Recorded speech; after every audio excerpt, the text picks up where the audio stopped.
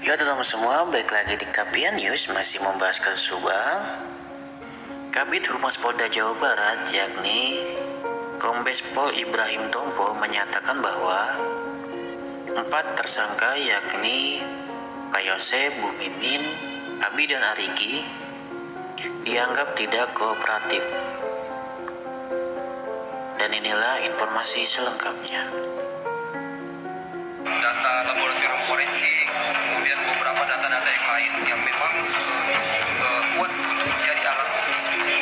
Nah, sehingga dengan adanya petunjuk baru yang disampaikan oleh keterangan salah satu tersangka, ini betul-betul menguatkan sehingga betul-betul memberikan keyakinan kepada penyidik untuk menetapkan 5 tersangka tersebut.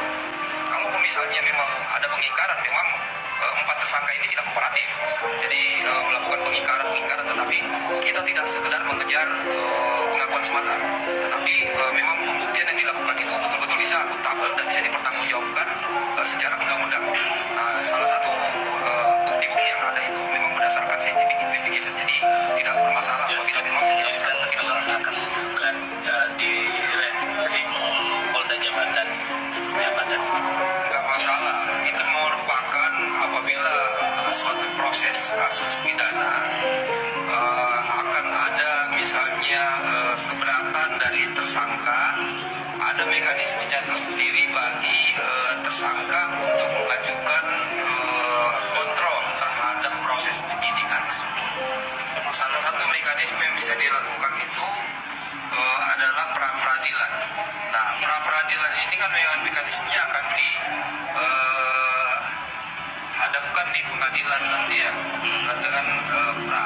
Tetapi itu juga sudah ada mekanisme yang akan dilalui dan kita juga tidak masalah karena juga memang itu merupakan mekanisme undang-undang. Kita insya Allah tetap akan melalui proses itu dan mengenai data-data yang tidak akan ada masalah. Dari hasil rekonstruksi kemarin dan melihat belum kira motif dari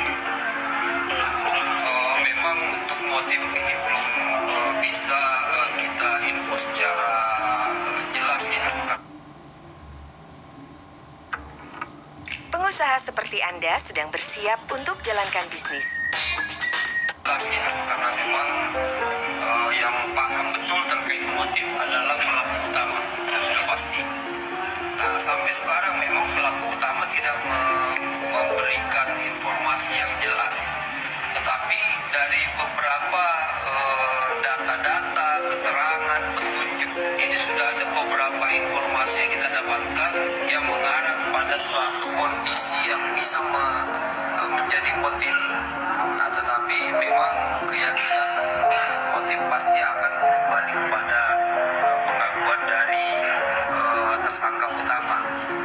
Nah, terkait dengan prarekonstruksi, ini juga menunjukkan beberapa sketsa dan beberapa konstruksi dari kejadian yang ada, sehingga bisa menunjukkan bagaimana peran masing-masing.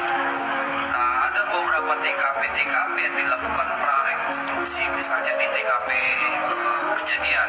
Di TKP kejadian tersebut kita mendapatkan beberapa petunjuk terkait dengan sketsa atau kondisi di TKP. Kemudian di cross check dengan kondisi TKP itu benar adanya.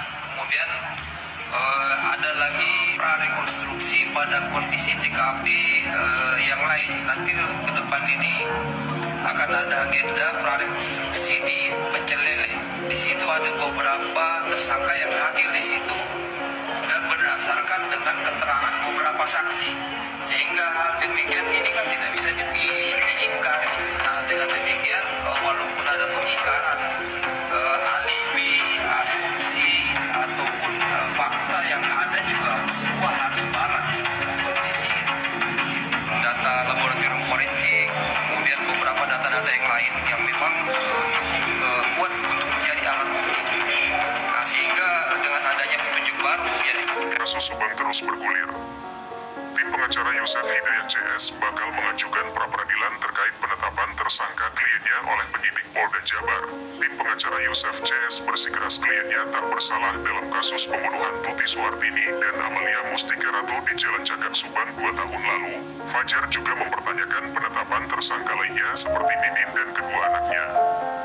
Menurut Fajar, penetapan tersangka tak berdasar karena hanya atas pengakuan sepihak tersangka Danu. Menurut Fajar, penyidik Polda Jabar belum mampu menunjukkan minimalnya 2 alat bukti yang kuat untuk menetapkan tersangka kepada 4 klien kami. Fajar juga menegaskan bahwa hasil prarekonstruksi banyak yang tidak sesuai dengan keterangan Danu. Direktur Reserse Kriminal Umum Polda Jabar, Kombes Surawan mempersilakan tim kuasa hukum para tersangka untuk melakukan pra-peradilan, namun Surawan menegaskan dirinya atau tim penyidik sudah punya alat bukti yang kuat dalam menetapkan Yosef CS sebagai tersangka kasus pembunuhan yang menewaskan istri dan anaknya tersebut. Penyelidikan kasus pembunuhan ibu dan anak di Jalan Cagak Subang saat ini sudah dalam proses menuju rekonstruksi yang rencananya akan digelar pada minggu depan atau minggu ketiga di bulan November 2023. Sampaikan oleh keterangan salah satu tersangka ini betul-betul menguatkan sehingga betul-betul memberikan keyakinan kepada penyidik untuk menetapkan kelima tersangka tersebut. Kalaupun misalnya memang ada pengingkaran, memang 4 tersangka ini tidak kooperatif, jadi melakukan pengingkaran, tetapi kita tidak sekedar mengejar pengakuan semata, tetapi memang pembuktian yang dilakukan itu betul-betul bisa akuntabel dan bisa dipertanggungjawabkan secara undang-undang. Salah satu bukti-bukti yang ada itu memang berdasarkan scientific investigation, jadi tidak bermasalah apabila memang yang bersangkutan tidak mengaku. Yosef sendiri kan bilang akan gugat di Reskrim Polda Jabar. Nggak masalah, itu merupakan apabila suatu proses kasus pidana akan ada misalnya keberatan dari tersangka, ada mekanismenya tersendiri bagi tersangka untuk mengajukan kontrol terhadap proses penyidikan tersebut. Salah satu mekanisme yang bisa dilakukan itu adalah pra-peradilan. Nah, pra-peradilan ini kan dengan mekanismenya akan dihadapkan di pengadilan nanti ya, dengan pra. Tetapi itu juga sudah ada mekanisme yang dilalui dan kita juga tidak masalah karena juga memang itu merupakan mekanisme undang-undang. Kita insya Allah tetap akan melalui proses itu dan mengenai data-data yang kita akan ada masalah. Dan dari hasil prarekonstruksi kemarin kan udah kelihatan belum kira-kira motif dari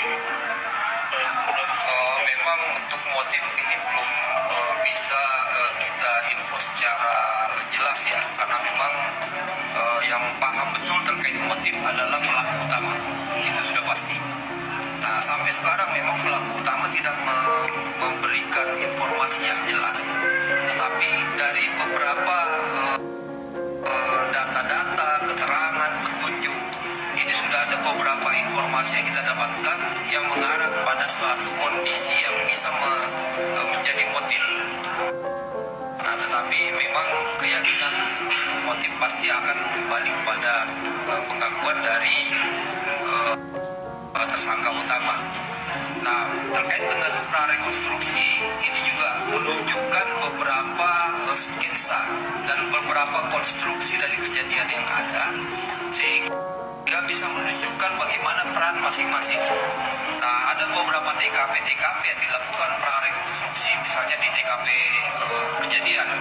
Di TKP kejadian tersebut kita mendapatkan beberapa petunjuk terkait dengan sketsa atau kondisi di TKP.